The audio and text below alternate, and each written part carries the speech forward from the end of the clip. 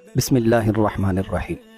آج ہم بات کریں گے 25 اکتوبر 2022 روز منگل کو لگنے والے جزوی سورج گرہن یعنی سولر ایکلپس کے بارے میں۔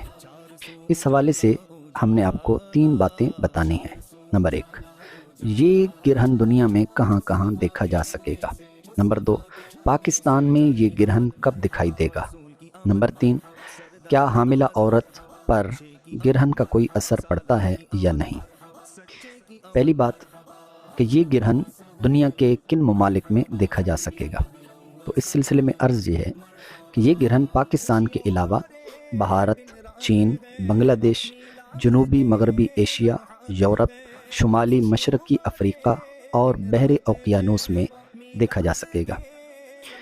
دوسری بات، یہ سورج گرہن پاکستان کے معیاری وقت کے مطابق کراچی میں دوپہر 3:57 پر لگنا شروع ہوگا، 5:01 پر مکمل ہو جائے گا اور 5:56 پر اختتام پذیر ہوگا، جبکہ لاہور میں 3:49 پر لگنا شروع ہوگا، 4:54 پر مکمل ہو جائے گا اور 5:20 پر ختم ہو جائے گا۔